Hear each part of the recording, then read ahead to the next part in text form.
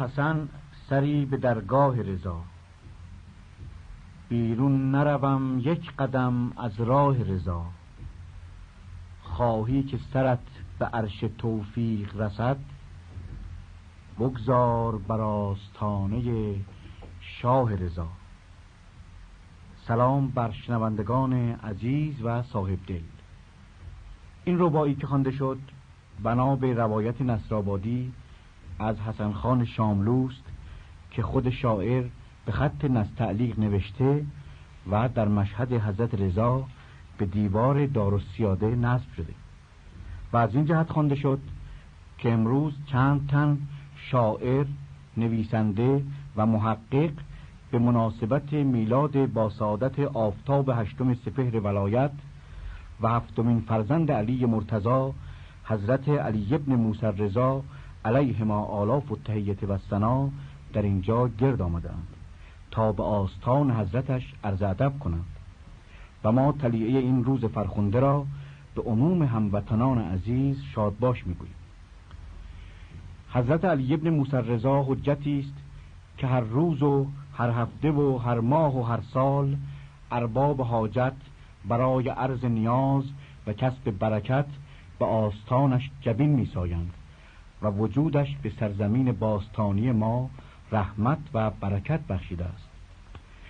سرورانی که در این برنامه شرکت دارند عبارتند از آقای یزدانبخش قهرمان، شاعر ارجمند که خود فرزند اقلیم زرخیز خراسان هستند، آقای نجوا محقق گرانمایه که با آثار ایشان شنوندگان عزیز بدون شک آشنایی دارند، آقای دکتر ضیاءالدین سجادی استاد محترم دانشگاه و همکار رادیویی ما، آقای مهدی قاسمی نویسنده ارجمند، آقای محمد فضلی پیمان شاعر گرامی و جوان. همچنین در بین برنامه آقایان گلپایگانی، اسدالله ملک، مجید نجاهی و جهانگیر ملک در این برنامه هنرنمایی خواهند فرمود. برنامه ما خیلی خودمونی اجرا خواهد شد چون روز جشنه و حضرت نجوا نقل هم آوردند و در موقع مقتضی محبت هم خواهند کرد و نقلی هم خواهیم خورد و من نمیدونم از کجا شروع کنم، به ترتیب دیگه چون تقدم و تأخری نیست. نه خیر آقای نجوا خواهش می‌کنم که از ما بفرمایید. سخن شیرین رو آقای پیمان بفرمایید، آقای قاسمی بفرمایید، آقای سهیلی خودتون شیرین کنید دهن رو. بله آقای قهرمان بفرمایید. سخن نقل اومد دادن میام اینکه ما رو منقل فرمایید. خیلی متشکرم. منقل قربان. یکی دوغ میخواد میگه ما رو مدوق بفرمایید، حالا منم میگم منقل. خب بسیار مبارک. ان شاء الله مبارک است. بله. تولد حضرت رضا علیه السلام رو به همه هموطنان خودمون تبریک میگیم. بله. ما ایرونی ها افتخار داریم که به یک تعبیر همولایتی حضرت امام رضا هستیم. در میان ائمه گرامی و گرانقدر شیعه تنها حضرت رضاست که در ایران هستند و مرقد مبارکشون مطاف اهل دله. بله. بنده که خودم چیزی نداشتم که تقدیم بکنم، اما افتخار میکنم که اثر استاد امیری فیروزکوهی رو روایت میکنم. بله. استاد گرامی حضرت امیری فیروزکوهی به این ناچیز افتخار دادند که راوی قصیده شون باشن. استاد امیری فیروزکوهی چند سال پیش بیمار بودند و قصیده‌ای در استشفا و استدعای اعاده سلامت خودشون به آستان حضرت رضا علیه السلام عرض کردند. پس از انشاد اون قصیده هم به مشهد مشرف شدند و قصیده رو تقدیم کردند و البته شفا پیدا کردند. بعد از شفا و اعاده سلامت به شکرانه حصول عافیت قصیده‌ای به آستان قدس رضوی تقدیم کردند که این ابیات از اون قصیده است و عرض میکنم. باز جانی دگر از عالم جان یافتم. آنچه جویند و نیابند من آن یافتم. نه قرار دل و نه راحت جان بود مرا، هم قرار دل و هم راحت جان یافتم. آنچه در پیریم از ذوق جوان گم شده بود، نک به پیران سر آن ذوق جوان یافتم. قوت پیری اگر چند نشانیست ز مرگ، اینقدر هست که روزی دو زمان یافتم. نقد عمری که به سودای فریبنده نفس، به عیان باخته بودم به نهان یافتم. پس 30 سال که 100 پاره شد از خوف دلم، هم به 30 پاره قرآن که امان یافتم. عمر دیگر که تو را از دگران بود سماع، نگران باش که من نزد دگران یافتم. گرچه زین پیش بهارم به خزان رفت، ولی شکر لله که بهاری به خزان یافتم. استادانه عافیت باخته ای بودم از این پیشو، به نقد آن سلف باخته را بین که چسان یافتم. یافتم عافیت اما چه برم بهر از آن، که پس از گم شدن دندان نان یافتم.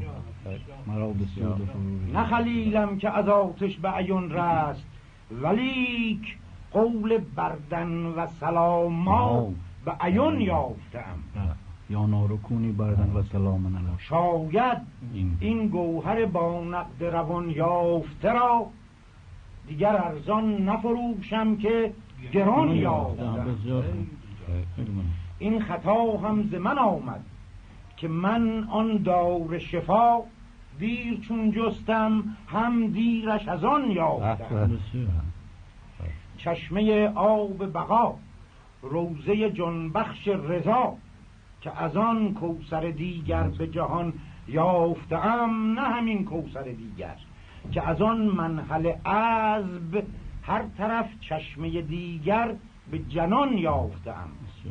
منحل چشمه ماه تابنده کش، مهر فروزنده شرق، کش ز سعدین مه و مهر قران یافتم. مطلع شمس خراسان نه که خورشید حیات، که از او در دل هر ذره مکان یافتم. جان اگر جسم دگر یافت ز نعمای جنان، من از آن رشک جنان روح و روان یافتم. آنچه از معجز عیسی به خبر یافتند، من ز نوباوه موسی به عیان یافتم. از زبان هر که زیان بیند و من از در او به زیان رفته ز جان را به زبان یافتم. اشاره کردند به اون قصیده استشفا، قصیده اولی. از زبان هر که زیان بیند و من از در او به زیان رفته ز جان را به زبان یافتم. به مدیحش سخنی گفتم و بهر سخنی صله زین به نتوان یافت که جان یافتم. اون چه زن باغ جنون یافت دل از طیب امید، به زبان راست نیاید به جنون یافتم. ای تو مرضی حق، ای بوالحسن، ای اصل رضا، که یقین است و پس از وهم و گمان یافتم. جان چو بخشیدیم اینک دل رنجور ببین، زین مقامی که در این دار هوان یافتم. البته همه اینها نثار استاد امیری نجوا هم متشکر باشیم به علت این روایت خیلی خیلی عالی و خوب و شعر خوب و خیلی متشکر. ضمن سلامت استاد رو هم بخواهیم هم از خداوند. گویا کمکی کسانی دارن. بله باید دعا بکنیم و از حضرت رضا بخواهیم که عین عنایت به ایشون داشته باشند، همه بیماران شفا پیدا کنند و همچنین آقای فیروزکویی. و حالا از استاد آقای دکتر سجادی بفرمایید. عرض کنم که اجازه بدید من یه توضیح عرض بکنم، چون مورد استفاده از آقای دکتر رو میخوام عرض بکنم، چون ایشان در کار خاقانی تحقیق دارند و خاقانی هم اشارات زیاد به خراسان و حضرت علی ابن موسی رضا داره. ایشون در زمینه خاقانی و مطالب ایشون در باره حضرت رضا و تمام کارهای شاعرانشون صحبتی بفرمایند به طور موجز و همون با لسان بلیغ و فصیح خود. بله خاقانی که عاشق رفتن خراسان بود و عاقبت هم نشد. مهم اینه که خود آقای دکترم خراسانی هست، من دیگه اهل البیت ادرا به ما فی البیت. عرض کنم که همطور که گفتید خاقانی از کسانی است که واقعا همیشه در تمام مدت زندگیش اشتیاق سفر خراسان رو در دلش داشته و خب با کمال تأسف به علل مختلفی این آرزو بر نیامده است در خاقانی.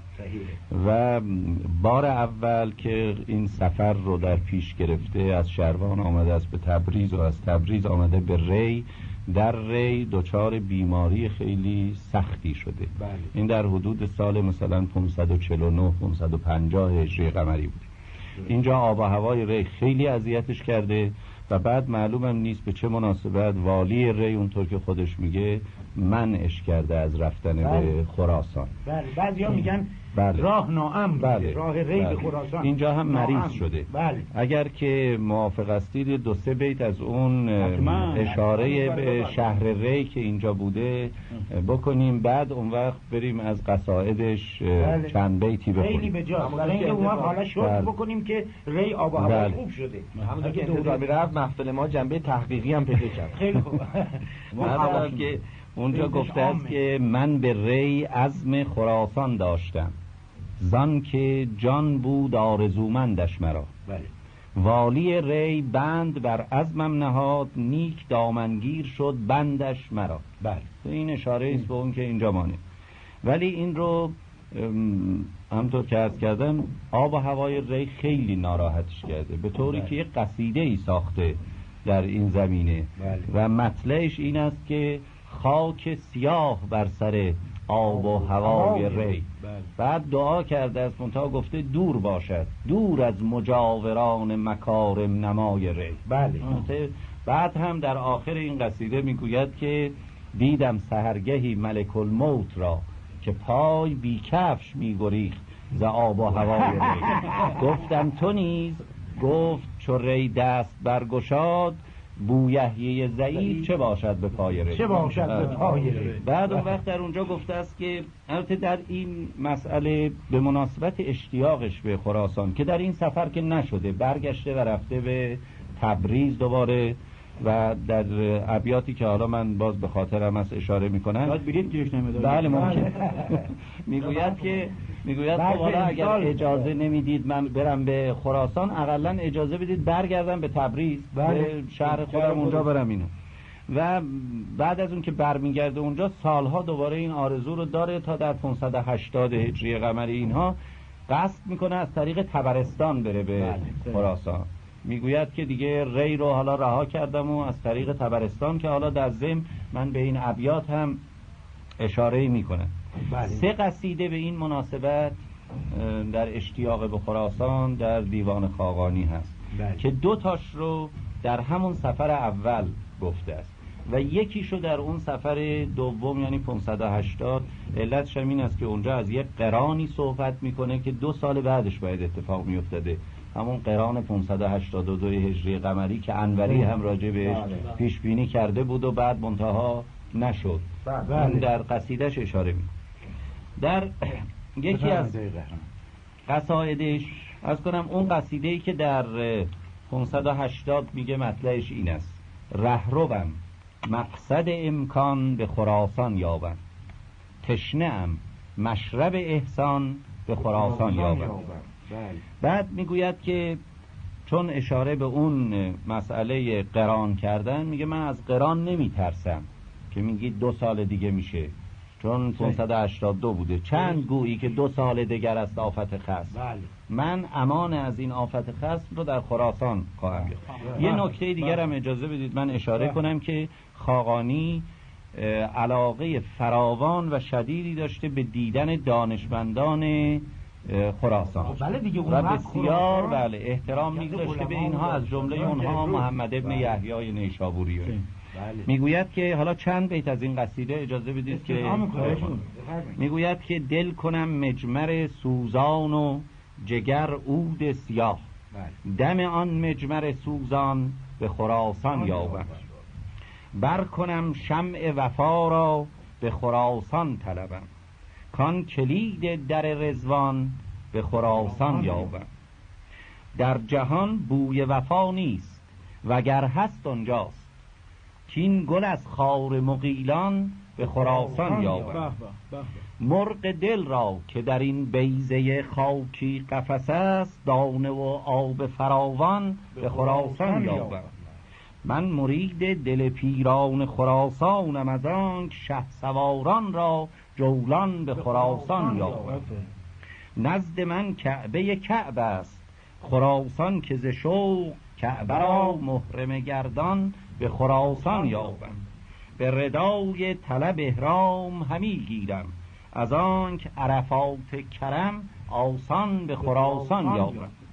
عرض کنم که بعد قصیده اون دو قصیده دیگری که در اون سفر اولش گفته است، یکیش کاملا آرزوش رو نشون میده برای که ردیف قصیده رو انشاءالله گذاشته، به خراسان شوم انشاءالله.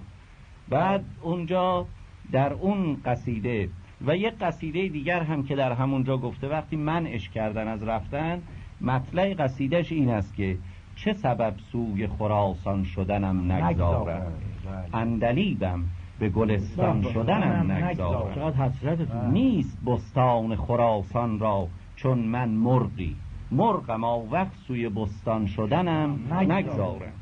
و بعد گفته است که چه اصاعت ز من آمد، که بدین تشنه دلی به سوی مشرب احسان شدنم نگذارم. ری خراس است و خراسان شده ایوان ارم، در خراسم که به ایوان شدنم نگذارم. در خراس ری از ایوان خراسان پرسم، گرچه این طایفه پرسان شدنم نگذارم. پیداست که در ری اینجا گیر افتاده و نمی‌داشتن بریم. روضه پاک رضا دیدن اگر طغیان است، شاید ار بر ره طغیان شدنم نگذارم. تکرار بفرمایید. روضه پاک رضا دیدن اگر طغیان است، شاید ار بر ره طغیان شدنم نگذارم. بعد میگوید که درد دل دارم و درمانش خراسان، ز سران خود سزد که از پی درمان شدنم نگذارم. بعد باز اجازه بدید دو سه بیت دیگه هم بخونیم انشاءالله از دو سه بیت هم از اون عرض کنم. میگوید که گیر فرمان ندهندم به خراسان رفتن، چون در ری بوده. گیر فرمان ندهندم به خراسان رفتن، باز تبریز به فرمان شدنم نگذارم. از پی علم دو جا مکتب و دکان دارم، نه به مکتب نه به دکان شدن نگذارن. هیچ کدوم از جاها نمیذارن. در غربت دلم شاد و بعد هم به این فکر افتاده، میگوید که هرچه اندوختم این طایفه را رشوه دهم، بو که در راه گروگان شدنم نگذارن. این چند بیت دیگر هم از اون انشاءالله. بله بفرمایید، استفاده میکنید. میگوید که به خراسان شوم انشاءالله، آن ره آسان شوم انشاءالله. بعد از ابیات دیگرش این است که میگوید چه نشینم به وباخانه ری. باز در ری گیر افتاده دیگه. چه نشینم به وباخانه ری، به خراسان شوم انشاءالله.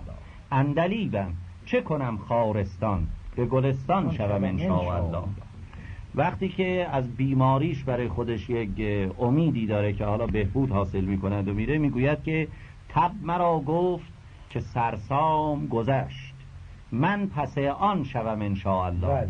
من میرم چون ز شربت، حالا داروها رو میگه، چون ز شربت به جلاب آمدم، به ز بحران شوم انشاءالله.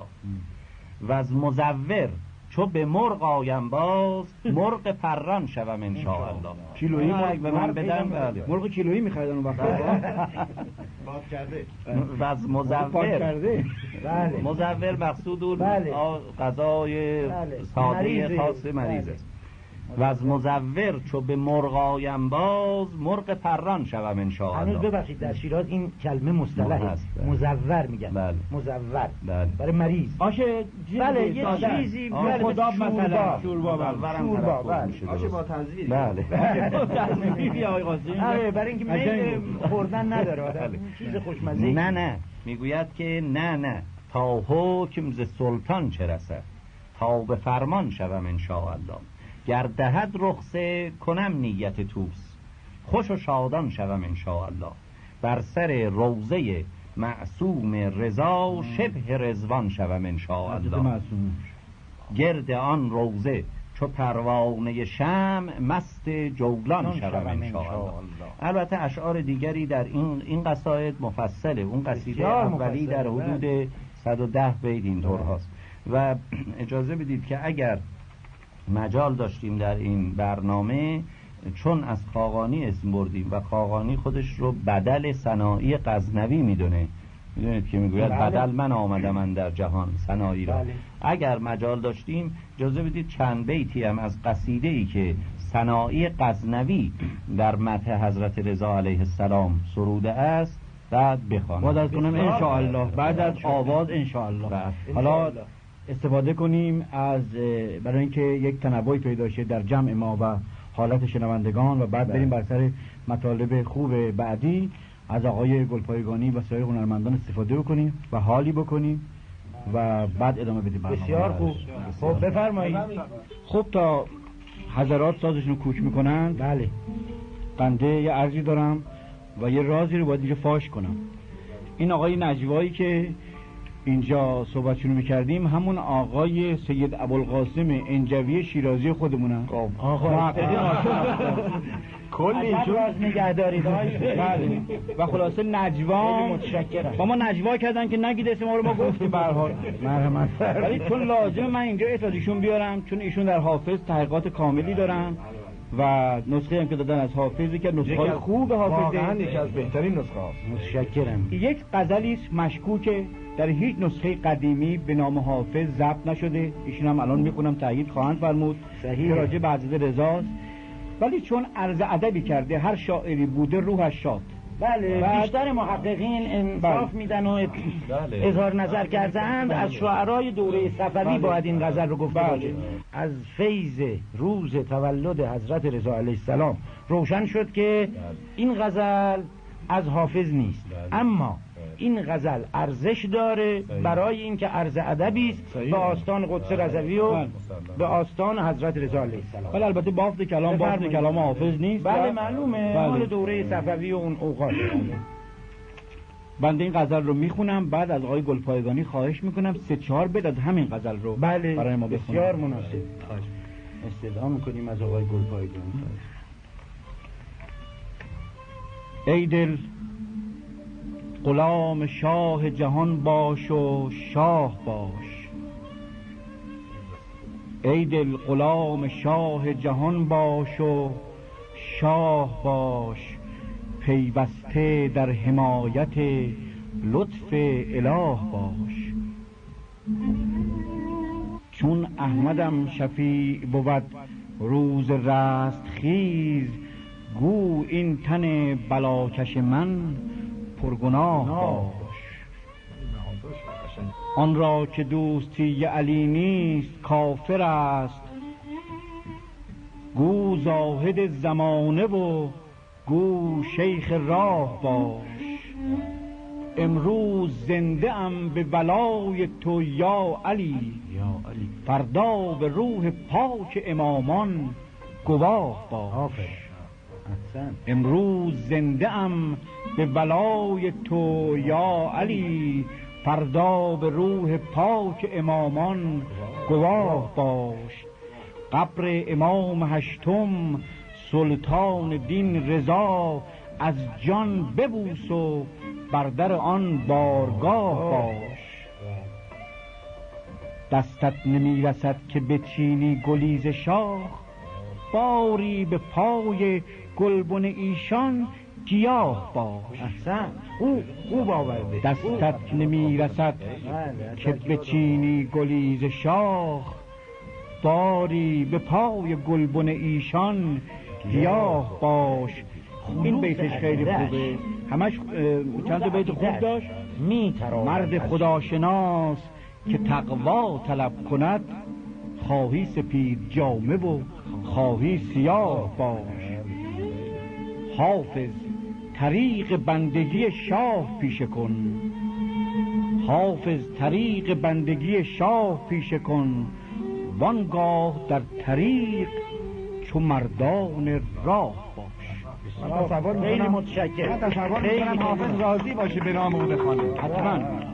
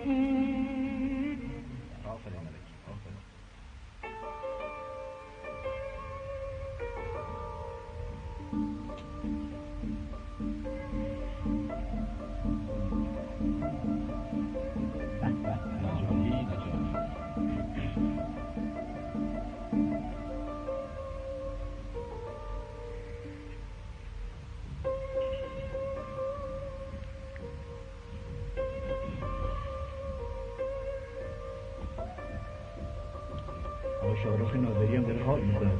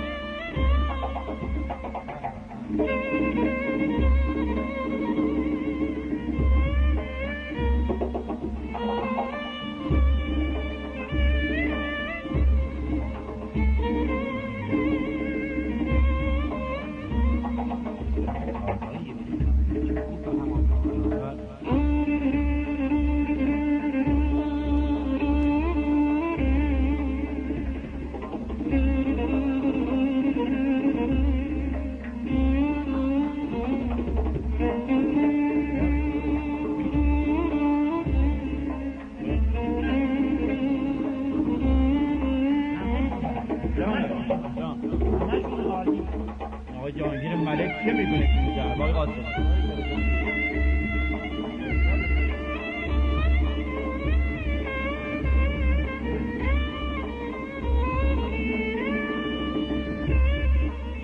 جانم آفرین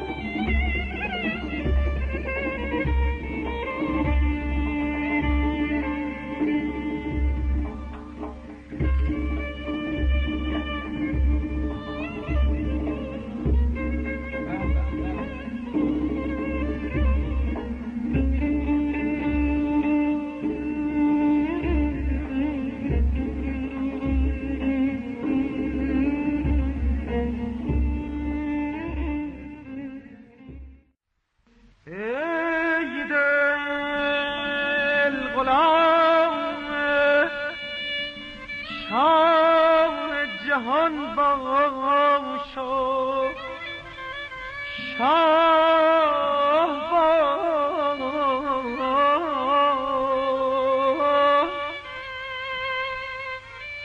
پیوسته در حمایت لطف اله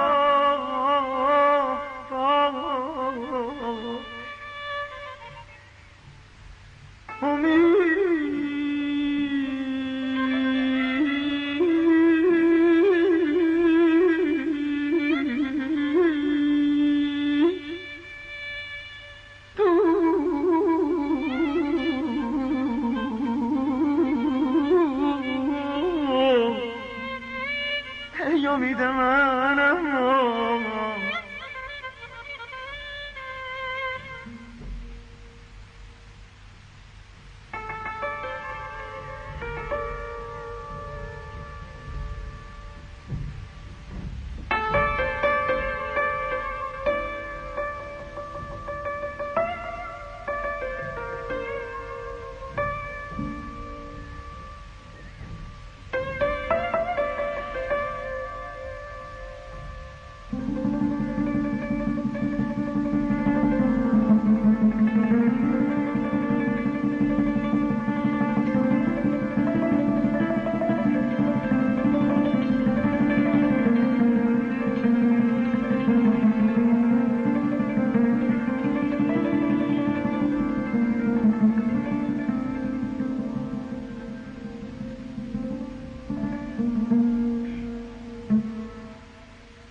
دستت نمیرسد که بچینی گلی ز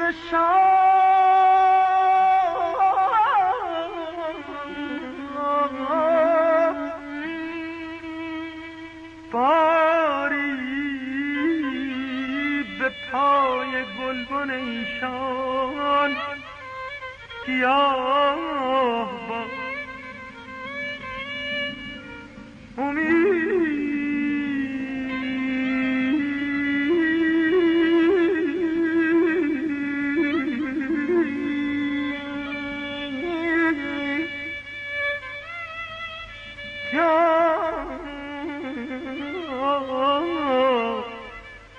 باری به پای گلبن ایشان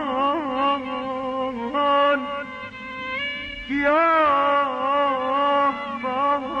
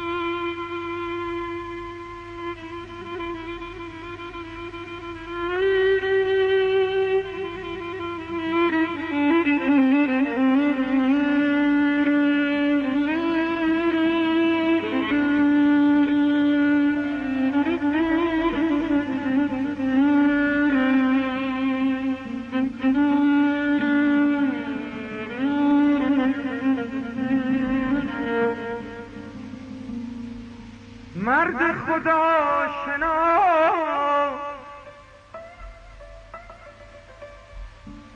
مرد خدا شناس که تقوا طلب کند، خواهی سپید جامه با خواهی سیاه با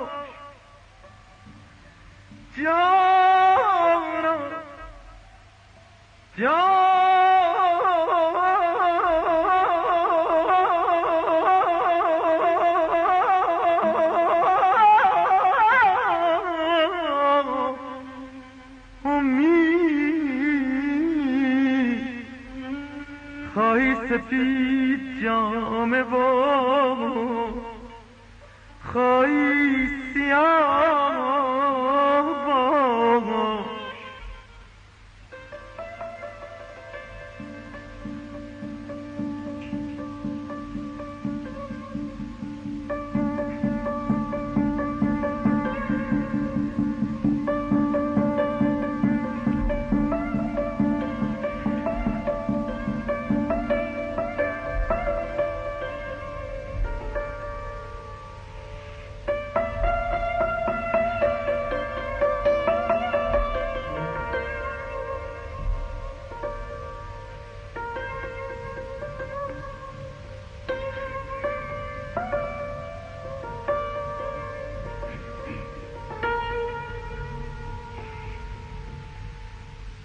حافظ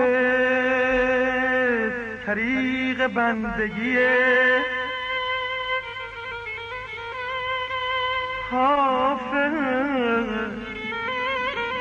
طریق بندگی شاه پیش کن امید منم آنایده همان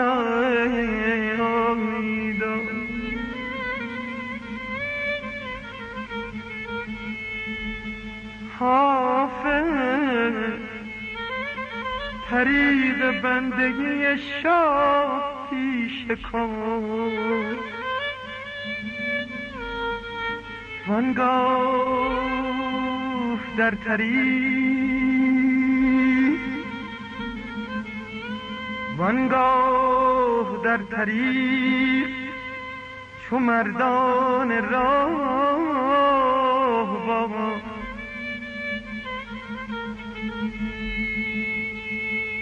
وانگاه در طریق چو مردان راه با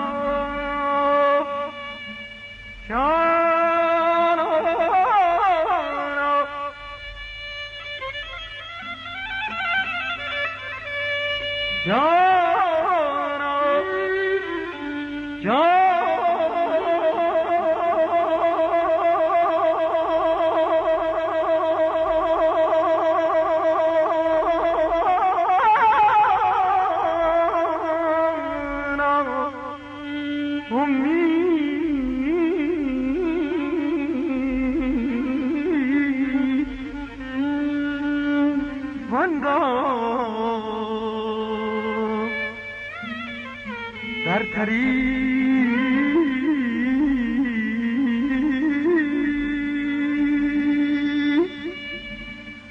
چو مردانه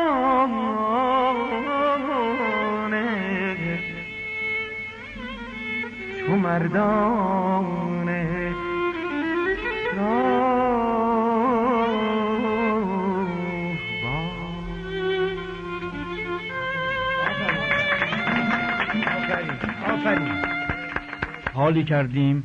من دیدم که از پشت شیشه آقای شاهرخ نادری، آقای بدیزاده همه در حال بودن و همه بله جز ارادتمندان ائمه اطهار هستیم و حالی کردیم. خیلی خیلی متشکریم. خب حالا از کدوم از سروران شروع بکنیم؟ از آقای قهرمان، از آقای پیمان، آقای دکتر سجادی هم به صحبت دارن، آقای یزدانبخش من قهرمان. می‌خواستم استدعا کنم که آقای قاسمی چون گویا شعر استاد رو روایت خوان فرمود. کدام استاد قربون؟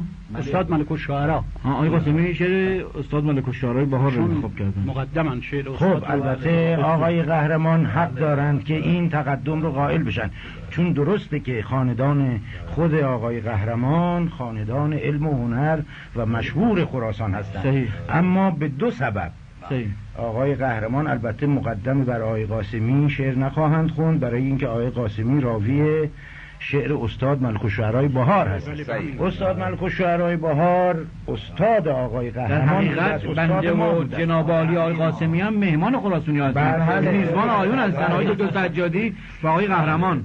ولی علاوه بر این آقای قهرمان رابطه سببی هم دارند برای اینکه با خاندان اوزیاد وصلت کردند و بانو ماه ملک بهار که خود ایشون هم اهل علم و کمال و اهل قلم و اهل نویسندگی هستند و یکی از مترجمین بسیار خوب ما هستند، همسری آقای قهرمان رو دارن و از این جهت آقای قهرمان حق دارند که من هم همین استعداد دارم که عرض کنم که حق این بود که باز هم استاد قهرمان نوبتشون بود و البته نوبت اول هم از ایشان بود، ولی چون فرمودند بنده امر ایشون رو اطاعت میکنم. استعداد بالاخص اینی که باز از هر جهت که فکر کنیم باز به استاد نزدیکترند، ولی من از اون جایی که خواستم که خب تکلیفی بود آقای سهیلی گردن بنده گذاشتن و اینم هنوز راستش نمیدونم چرا که بنده در این محفل شعرا و محققین چرا باید شرکت کنم نمیدونم. شما اهلیت دارید. بفرمایید. به هر حال بنده با اجازهتون یک قصیده بلند و مطولی است از استاد ملک الشعراء بهار که بنده شخصا معتقدم که در قله شعر کلاسیک ایران و واقعا در قصیده سرایی شاید نظیرشون نیامده. گرچه بنده اعتقادم باز این هست که جناب قهرمانی که الان خدمتشون هستم ایشان هم واقعا در شعر قدیم ایرانی هم در شعر سبک کلاسیک ایران یکی از استادان مسلم به شمار میرن. ولی به هر حال ملک در قله هستین، در این تردیدی هم نیست. من هم اگه هنری داشته باشم از برکت شاگردی استاده و راستش علت اینی که بنده با کمال افتخار قبول کردم که در این محفل شرکت بکنم، واقعا با کمال افتخار.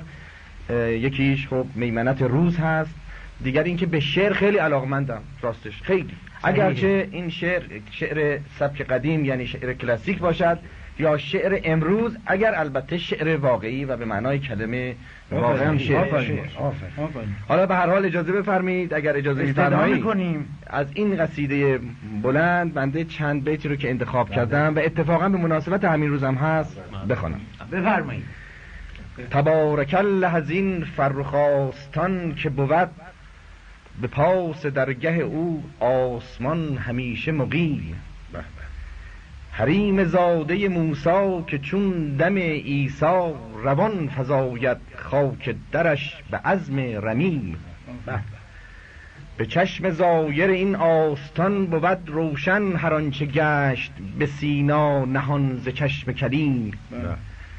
به هست فرش ره او ز مرغزار بهشت، چنان که خاک در او ز کوثر و تسنیم.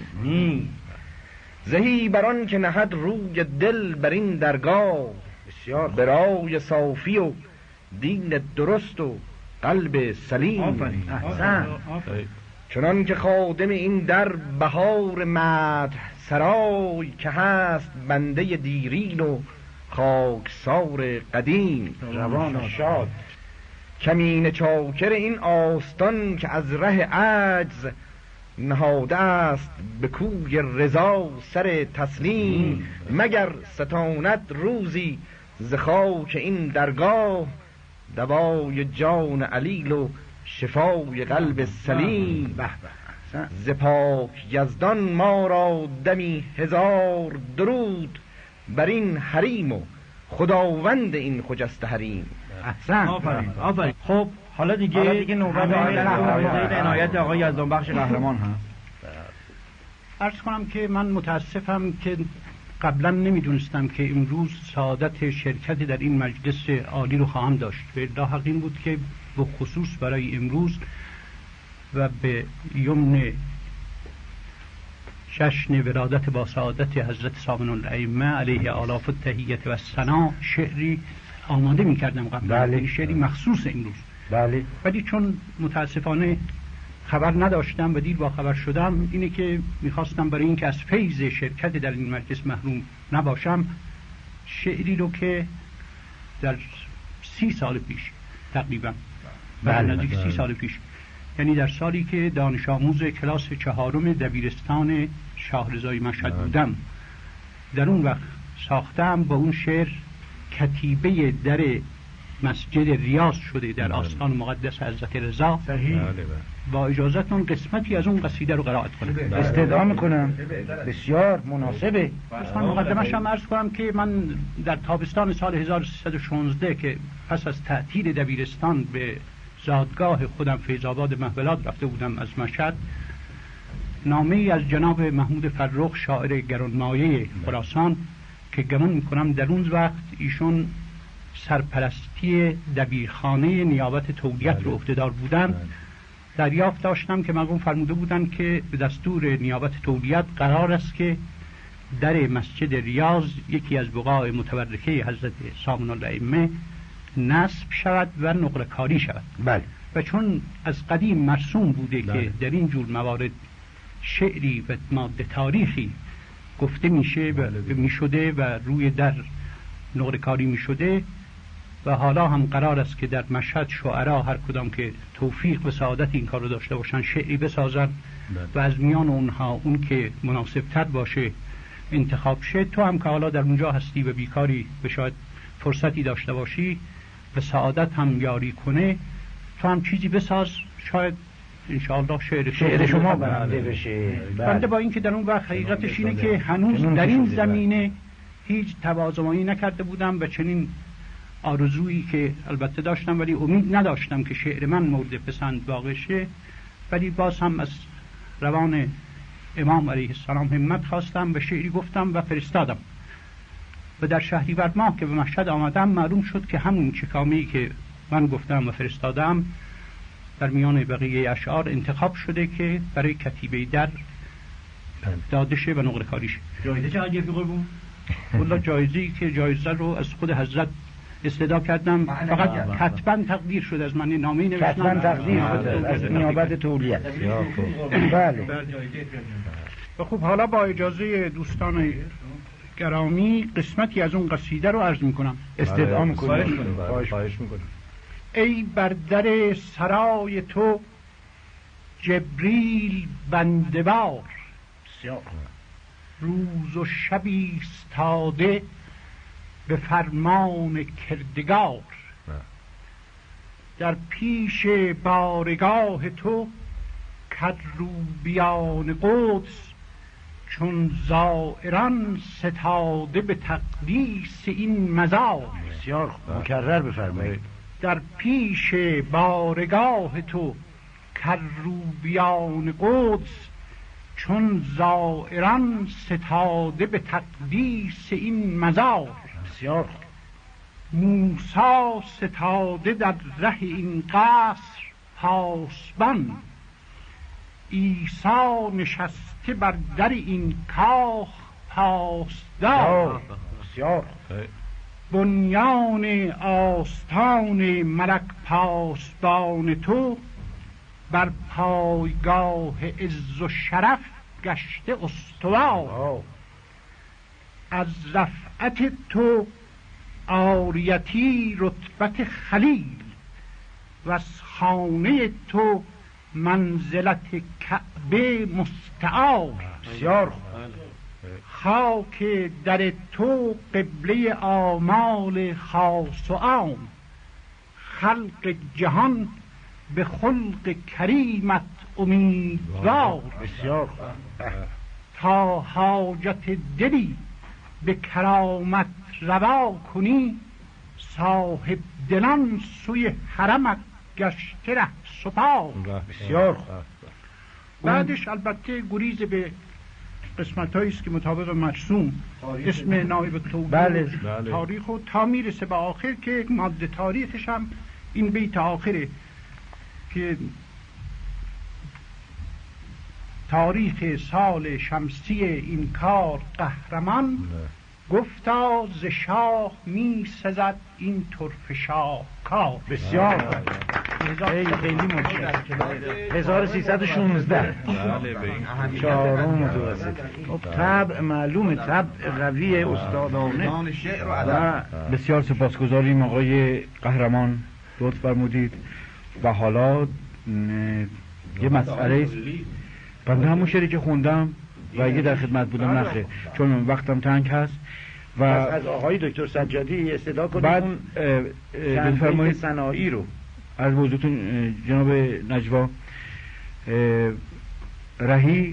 رهی معیری در ماه‌های آخر عمرش بله به آستان قدس مشرف شدند و طلب شفا کردند در اون حریم پاک و در شبی حالتی دست داده براشون و مصنوی خوبی ساختند تحت عنوان شبی در حرم قدس. و اگر اجازه بفرمایید قبل از صحبت آقای دکتر سجادی، یعنی بقایای صحبت اولشون، از آقای پیمان خواهش بکنیم این مصنوی شادروان رهی رو بخونن که یادی از او هم کرده باشیم. بسیار بله. یادش به خیر، روان شاد باد. پس آقای پیمان دیگه بفرمایید. آقای پیمان دست شما رو میبوسه ایشه.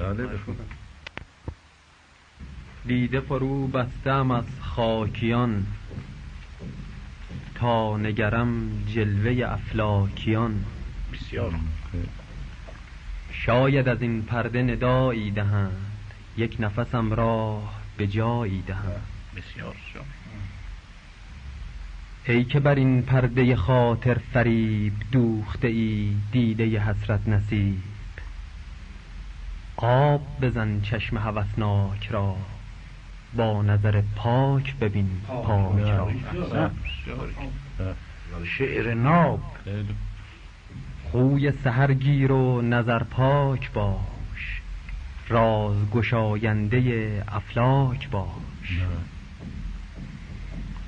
خانه تن جایگه زیست نیست، در خور جان فلکی نیست. ای که تو داری سر و سودای او، برتر از این پایه بود جای او. احسن. چشمه مسکین نه هنر پرور است، گوهر نایاب به دریا در است. تا که بدان دریا پیوسته ایم، چشم زهر چشمه فرو بسته ایم. پهنه دریا چو نظرگاه ماست، چشمه ناچیز نه دلخواه ماست. بسیار. پرتو این کوکب رخشان نگر، کوکبه شاه خراسان نگر. آینه غیب نما را ببین، ترک خودی گوی و خدا را ببین. هر که بر او نور رضا تافته است، در دل خود گنج رضا یافته است. سایه شه مایه خرسندی است، ملک رضا ملک رضامندی است. کعبه کجا طوف حریمش کجا، نافه کجا بوی نسیمش کجا. خاک ز فیض قدمش زر شده، و از نفسش نافه معطر شده. من کیم از خیل غلامان او، دست طلب سوده به دامان او. دوباره. من کیم از خیل غلامان او، دست طلب سوده به دامان او. ذره سرگشته خورشید عشق، مرده ولی زنده جاوید عشق. شاه خراسان را دربان منم، خاک در شاه خراسان منم. چون فلک آیین کهنساز کرد، شیوه نامردمی آغاز کرد. چارگر از چارگری باز ماند، طایر اندیشه ز پرواز ماند. با تن رنجور و دل ناصبور، چاره از او خواستم از راه دور. نیمه شب از طالع خندان من، صبح برآمد ز گریبان. بسیار روان شاه. یکی از اختصاصات رهی ایمان و اعتقادش بود به محمد و آل محمد و خاندان اسماعیلی. مسائلی واقعا متشکریم که این خاطره رو زنده کردند و یادی از رهی عزیز کرد. بسیار خوب کردید. بسیار هم خوندن، بسیار خوب روایت کردند، شعر رو ادا کردند و خوب ادا کردند. احسن. دکتر سجادی بفرمایید. بله، من در اول مطلبم که از خاقانی چند شعری خوندم، گفتم که خاقانی خودش رو بدل سنایی غزنوی میداند. بله. و میگوید که بدل من آمدم اندر جهان، سنایی را از این سبب پدرم نام من بدیل نهاد. و جای دیگر میگوید که چون به غزنین شاعری شد زیر خاک، خاک شروان ساحری دیگر بزاد. عرض کنم که به این مناسبت من یادم آمد که سنایی غزنوی هم که از بزرگترین شاعران ماست یک قصیده ای دارد در مدح حضرت رضا علیه السلام که چند بیت اون این است. اولا مطلع اون قصیده این است: دین را حرمی است در خراسان، دشوار تو را به محشر آسان. مطلع قصیده است. بعد چند بیتش این است: از معجزه های شرع احمد، از حجت های دین یزدان، چون کعبه پرآدمی ز هر جای، چون عرش پر از فرشته هزمان، هر زمان از خاتم انبیا در او تن، از سید اوصیا در او جان، از جمله شرط های توحید، از حاصل اصل های ایمان. فکر میکنم این اشاره است به اون حدیث سلسلة الذهب معروف که حضرت گفتند که کلمت لا اله الا الله اسنی و بعد گفتند که و انا من شروطها. فکر میکنم این بیت اشاره است بازم این بیتو تکرار بفرمایید. از جمله شرط های توحید، از حاصل اصل های ایمان. خوب درک فرمودید. درست. مهرش سبب نجات و توفیق، کینش مدد هلاک و خذلان. بیشک مأمون چو به نام او درم زد، بر زر بفزود و هم درم زان. بی نام رضا همیشه بی نام، بی شان رضا همیشه بی شان. کس نیست که نیست از تو راضی، کس نیست که هست بر تو غضبان. بعد میگوید که اندر پدرت وصی احمد بیتی است مرا به حسب امکان، تضمین کنم اندر این قصیده که این بیت فرو گذاشت نتوان. بیت این است: ای کین تو کفر و مهرت ایمان، پیدا به تو کافر از مسلمان. این هم درباره حضرت علی علیه السلام. ای کین تو کفر و مهرت ایمان، پیدا به تو کافر از مسلمان. در دامن مهر تو زدم دست، تا کفر نگیردم گریبان. از همه دوستان و سروران اجازه بفرمایید خواهش میکنم. بنده قبلا اجازه میفرمایید استادان محترم که از شخص سهیلی شاعر و نویسنده عزیز و گرانقدر و اجازه بفرمایید که خودشون هم اجازه میفرمایند صندوق هزار پیشه رادیو ایشون رو میگیم آقا داستان شب بنویسید، داستان شب می‌نویسند، فکاهیات بنویسید می‌نویسند، شعر طنزآمیز بگویید میگویند. یعنی نه اینکه ما بگوییم ایشان بگویند، خود در تمام این زمینه‌ها واقعا دست دارند و مستعد و در این محفل‌ها، این گونه محفل‌ها که در سابق هم زیاد داشتیم از ابتکارات ایشون بود، چنان که این محفل هم از ابتکارات ایشون بود. من از این جهت اجازه بفرمایید که از ایشون تشکر بکنم و در عین حال بهشون تبریک بگم که اینقدر در ابتکار کارهای رادیویی و غیر رادیویی که در زمینه تحقیق و ادب و علم و شعر هست دست دارند و به اصطلاح حاذقند و ماهرند. شما زبان همه ما بودید آقای قاسمی. خیلی لطف فرمودید. باید عرض بکنم خیلی متشکرم. بلبل از فیض گل آموخت سخن، ورنه نبود این همه قول و غزل تعبیه در منقارش. اگر کسب فیض میکنیم از محضر سروران میکنیم و با اجازه دوستان و شنوندگان عزیز و با عرض شادباش مجدد به آستان مقدس حضرت رضا همه را به خدا میسپاریم و روز بخیر میگوییم. خیلی متشکرم.